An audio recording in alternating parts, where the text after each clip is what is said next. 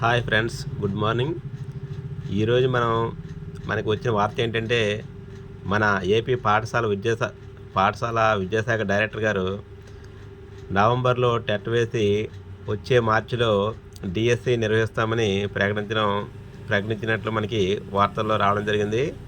కాబట్టి మనం ఈరోజు నుంచి ఏపీ టెట్ సిలబస్ని దృష్టిలో ఉంచుకొని ఆ సిలబస్లో ఉన్న లెసన్స్ని రోజు ఒక లెసన్ చొప్పున మనం ఈరోజు నుంచి వీడియో చేయడానికి ట్రై చేద్దాం. ఈరోజు నేను మన 6th క్లాస్ ఇంగ్లీష్లో ఉన్న first lesson who did Patrick's homework అనే లెసన్ని మీకు టెక్స్ట్ బుక్లో ఉన్న గ్రామర్ పాయింట్స్తో సహా వివరించడానికి ప్రయత్నం చేస్తాను. ఎందుకంటే మనకి ఎక్కువగా టెక్స్ట్ బుక్లో ఉన్న గ్రామర్ని బేసిక్గా చేసుకొని అడగడానికి అవకాశం ఉంది. కాబట్టి ఫస్ట్గా మనం దీంట్లో ఉన్న మీనింగ్స్ మనం అర్థం చేసుకోవడానికి ప్రయత్నిద్దాం. ఎందుకంటే మీనింగ్స్ వల్ల డైరెక్ట్గా మనకి మీనింగ్ అడగవచ్చు, లేదా స్పెల్లింగ్ కూడా అడగవచ్చు, లేదా యాంటనిమ్ కూడా అడగడానికి అవకాశం ఉంది. కాబట్టి మీనింగ్స్ ఫస్ట్ చూద్దాం. ఇది టెక్స్ట్ బుక్ గ్రామర్ కాబట్టి మీకు మ్యాక్సిమం ఈ టెక్స్ట్ బుక్ గ్రామర్ బాగా చూసుకున్న తర్వాత వీలైతే మిగతా మెటీరియల్ కూడా చదవడానికి ప్రయత్నించండి. కానీ ఫస్ట్ మనం నేర్చుకోవాల్సింది ఏంటంటే టెక్స్ట్ బుక్ గ్రామర్ చూద్దాం. First who did Patrick's homework అనే లెసన్ని కరోల్ మూరే అనే రచయిత రాయడం జరిగింది. ఇది కూడా మనకి మరీ డీప్గా అడగవచ్చు, కాబట్టి అబ్జర్వ్ చేయండి. ఈ లెసన్లో ఉన్న మీనింగ్ చూద్దాం. ఫస్ట్ గ్లాజరీ చూసుకుంటే ఫస్ట్ది బోరింగ్ అంటే నాట్ ఇంట్రెస్టింగ్, ఆసక్తి లేని అని అర్థం వస్తుంది. Next Nintendo, a kind of video game, ఒక రకమైన కంప్యూటర్ ఆట.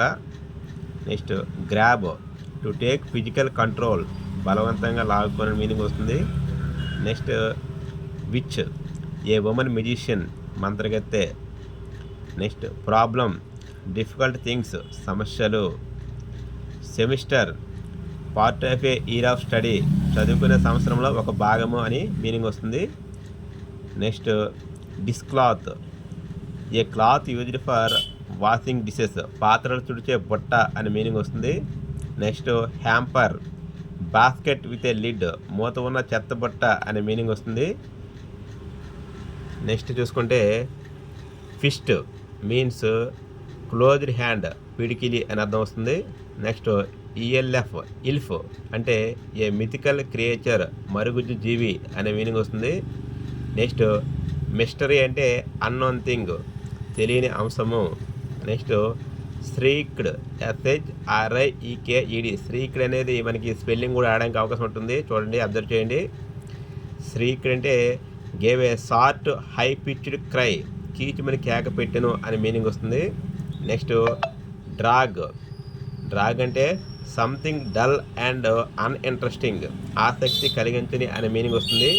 నెక్స్ట్ బ్లీరీ అంటే డిమ్ ఆర్ బ్లర్డ్, అలసటచే కళ్ళు కనిపించని అనే మీనింగ్ వస్తుంది. నెక్స్ట్ స్లిలీ, SLYLY, స్లిలీ అంటే సీక్రెటివ్లీ అంటే రహస్యంగా. ఇది కూడా మనకి స్పెల్లింగ్ రాయడానికి అవకాశం ఉంటుంది. కాబట్టి అబ్జర్వ్ చేయండి ఫ్రెండ్స్. SECRETIVELY, సీక్రెటివ్లీ. ఇది కూడా మనకి స్పెల్లింగ్లో ఆడడానికి అవకాశం ఉంది.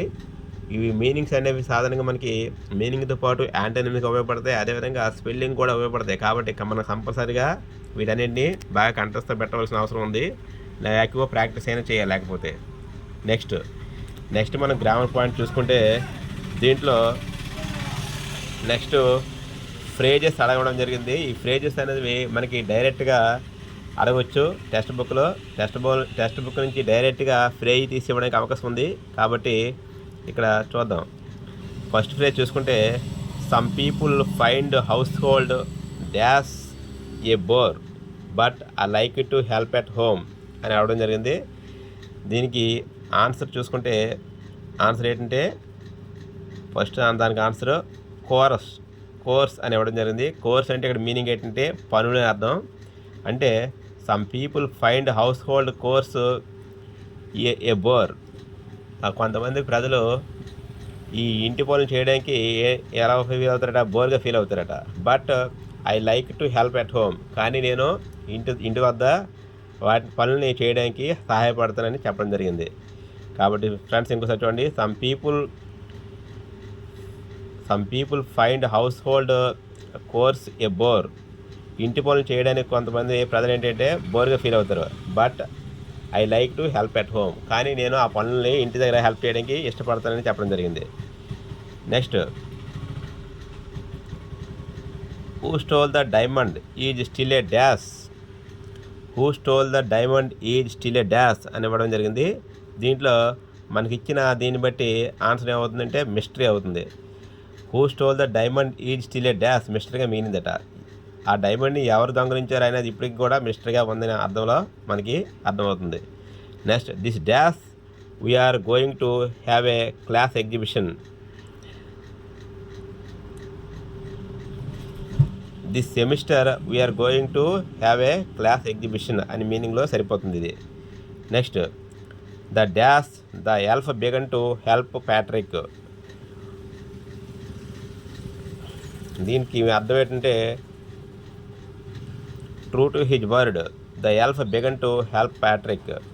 అంటే ఇక్కడ ట్రూ టు హిజ్ వర్డ్ అంటే అది తన మాట ఇచ్చిన దాని ప్రకారం మనస్ఫూర్తిగా ఆ ప్యాట్రిక్ హెల్ప్ చేయడానికి అది సిద్ధపడింది అర్థం.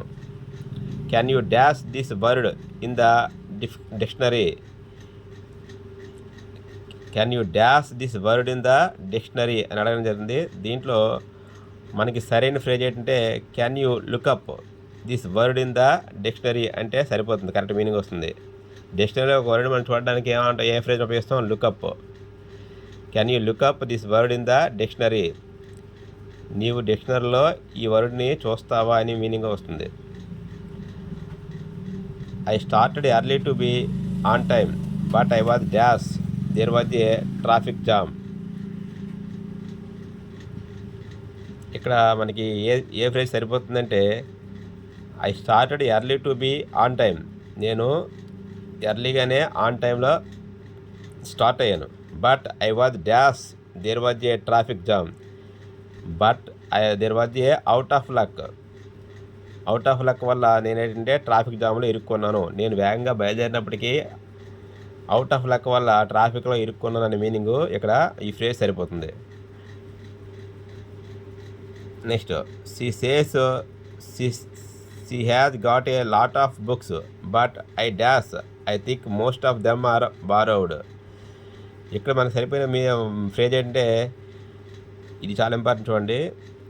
she says she has got a lot of books but between you and me I think most of them are borrowed అని మీనింగ్ సరిపోతుంది. ఎందుకంటే ఇక్కడ ఎప్పుడు కూడా మనం పర్సన్లు ఉపయోగించేటప్పుడు బిట్వీన్ యూ అండ్ మీ అంటాం తప్ప ఐ అండ్ యూ అనను. ఇది చాలా ఇంపార్టెంట్. ఇటువంటి ఇవ్వడానికి అవకాశం ఉంటుంది చూడండి. బిట్వీన్ యూ అండ్ మీ మనం ఎప్పుడు కూడా ప్రపోజిషన్స్ ఉపయోగించినప్పుడు యూ అండ్ మీ అంటాం తప్ప ఐ అండ్ యూ అనము. చూడండి, ఇది చాలా ఇంపార్టెంట్. ఇటువంటివి అబ్జర్వ్ చేయండి.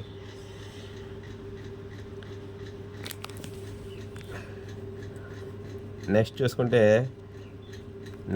వన్ వర్డ్ ప్రిపోజిషన్స్ ఏమన్నది, one word phrases. One word అంటే ఆల్టర్నేటివ్, అంటే మీనింగ్కి సేమ్ మీనింగ్ వస్తుందన్నమాట. దాంట్లో ఏంటంటే వన్ వర్డ్ సబ్స్టిట్యూషన్స్ అంటాము.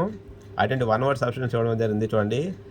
వెరీ టైర్డ్ అనే దానికి వన్ వర్డ్ సబ్స్టిట్యూషన్ ఏమై ఉంటుంది అని ఇవ్వడం జరిగింది. Next, had an angry look on the face, ఇది ఒకటి మంది. నెక్స్ట్, సార్ట్ ట్రెజర్స్, ఇది ఒకటి ఇవ్వడం జరిగింది. నెక్స్ట్,